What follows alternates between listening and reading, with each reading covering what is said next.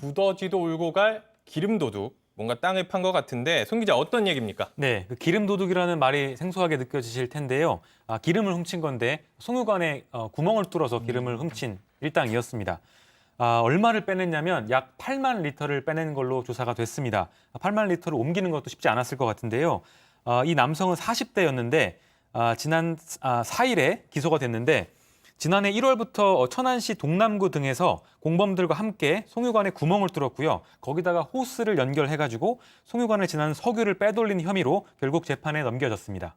네, 이게 8만 리터면 어느 정도나 될까 제가 찾아봤더니 어제 기준입니다. 어제 기준 평균 판매 가격이 휘발유가 1,651원, 경유가 1,446원이었는데 휘발유 2만 리터, 경유 6만 리터를 빼돌린 게 억소리가 나요. 억대가 넘어가는데 어떤 내용인지 조금 더 소장님께서 자세히 설명해 주시죠. 네, 그렇습니다. 뭐 이게 한두 명이 몰래 저지른 일이 아니고 좀 공범이 한둘이 아닙니다. 굉장히 여러 명들이 집단으로 계획적으로 지금 이런 범죄를 저질렀거든요. 그러니까 이 남성이 어떤 산 사람한테 제안을 듣습니다. 뭐라고 얘기를 하냐면은 송유관에 석유 절취 시설을 설치했다. 그러니까 같이 이 범죄를 도모하자라는 얘기를 들은 거예요. 그래서 이제 이 사람 같은 경우에 이제 차량의 명의를 빌려주고 또 변명 현장에서 망을 보고 이런 역할을 했는데 이 사람들이 업무를 분담했습니다. 어떤 사람은 이렇게 망을 보기도 하고 어떤 사람은 석유를 판매해서 판매 대금을 가지고 와서 나누기도 하고 또 장비를 구매한 사람도 있고 석유를 운반한 사람도 있고 이렇게 여러 기능을 맡아서 이런 범죄가 조직적으로 이루어졌습니다. 실제로 이제 영화의 소재로도 사용이 됐습니다. 지난 5월에 개봉한 영화가 똑같이 비슷한 내용이에요. 기름을 훔친 이런 내용인데 이런 영화에 나올 법한 수법 이게 대체 어떤 식으로 가능했던 겁니까? 사실 저도 이 내용을 보고 눈을 다시 한번 이렇게 비비고 다시 이렇게 봤어요. 이게 진짜 가능해? 뭐 이런 생각. 아까 정말 앞에 그 중간 제목을 잘 만들어 주셨는데 두더지도 울고 갈 기름 도둑이라고 말씀 주셨는데 송유관으로부터 650m 떨어진 곳에서 땅을 팝니다. 딱 파가지고 그 송유관에 이제 호스를 하나 탁 꼽아요. 호스를 딱 꼽아가지고 거기서부터 이제 그 기름을 뽑아오는데 8명이 공범 관계에 있었다는데 저는 제일 처음에 야 이게 그래도 국가기관 시설인데 여기에 이 사람들이 이렇게 들어가는 걸 아무도 몰랐을까? 정말 그게 가능할까 싶었는데 아니나 다를까 공무원도 포함되었다고 이야기하고 있습니다. 네, 공무원도 포함됐다. 이 변호사는 이게 또 네. 공적인 자원이잖아요. 석유는 그렇죠. 이게 뭐 그냥 어디 집에 들어가서 들고 나온 수준이 아니라 이게 상당히 큰 범죄인데 일반 절도보다 훨씬 죄질이 안 좋은 것 같아요. 그렇죠. 절도죄는 타인, 소유 타인 점유의 재물을 절취했을 때 성립하는 형법상의 범죄인데 이 재물이죠. 석유 비싼 재물이죠. 야, 보통 절취가 아니에요. 송유관 탁 뚫어서 이 설치를 해가지고 갔기 때문에 송유관 안전관리법에 이런 범죄가 있습니다. 요거는 송유관 안전관리법에 이런 시설을 설치해서 송유관을 절취했을 때 2년 이상 10년 이하의 징역에 처할 수 있고요. 또 1억 원 이하의 벌금에 처할 수 있는 중대한 범죄가 됩니다. 결국 수사가 이뤄지고 재판에 넘겨졌어요. 1심 재판부 판단은 어땠습니까? 네, 저희 지금 가족분들이 기름을 훔친 거는 너무했다. 기름 훔친 거는 진짜 훔친 기름을 다 마시게 해야 한다. 이렇게 질타를 해주시는 분도 계셨는데요.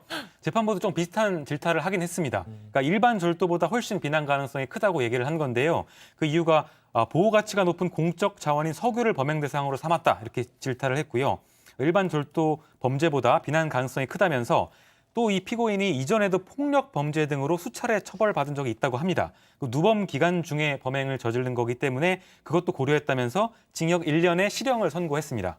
이번에도 누범 기간이었습니다. 1심 재판부가 실형을 선고했는데 피고인이 항소를 했어요. 네, 1년이 너무나 많다고 해서 피고인이 항소를 했음에도 불구하고 항소심 2심에서도 당연히 다수의 공범들이 역할을 분담해서 계획적으로 또 조직적으로 범행을 했기 때문에 또 석유의 양도 상당히 많다. 8만 리터다. 그래서 징역 1년을 그대로 확정을 했습니다. 아니 이게 억소리 나는 만큼의 기름을 훔치고 또 누범 기간이기도 했는데 이게 징역 1년이면 조금 이해가 수 없는 게 제가 지금 말씀드린 것처럼 일반 절도가 아닙니다. 절도는 이제 6년 이하 징역이기 때문에 뭐 그냥 절도라면 뭐 물을 가았다 뭐 이렇게 가정했을 때는 그게 처벌이 뭐 가능한데 송유관을 가는 걸 뚫어가지고 땅굴로 해가지고 뺏는 거거든요.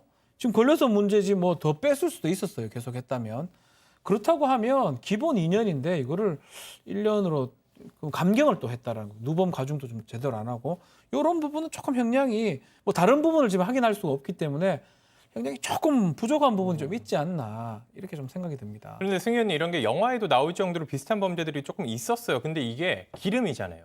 자칫하면 이게 훔치다가 폭발이거나 이런 큰 사고가 이어질 수도 있는 거 아닙니까? 혹시 뭐 이 부분은 그 외국인이 실수했는 분명히 그 범죄 국민들 다 기억하시죠? 이렇게 연등 날리다가 어떤 특정 어떤 우리 저장소에 이제 그 혹시 화재가 일어날 뻔도 했던 분명히 그 부분은 약간의 실수가 있었다라고 하지만 이건 100% 고의잖아요. 그리고 송유관에 혹시나 그 인화 물질이 있어가지고 그게 폭발을 한다면 주위에 있는 사람이 많이 다쳤을 뿐만 아니라 우리나라의 기관이 흔들려질 수 있는 부분이라면 저는 변호사님 말씀드리고 특별재산이거든요. 특별재산이고 아까 억소리 나는 그런 이야기를 해주셨는데 그러면 과연 이걸 단순 절도죄로만 바라봐야 되고 송유관 절취죄로만 바라봐야 되느냐. 그리고 이게 누범기관이고 관계자들이 이렇게 역할 분담을 했다면 이걸 조금 적극적으로 범죄 조직이나 범죄 단체로 의율할 수는 없었는가. 이런 부분들이 저는 법원의 판결도 아쉽지만 검찰이 공소 제기할 때 조금 더 신중하게 조금 더 이 죄질에 맞는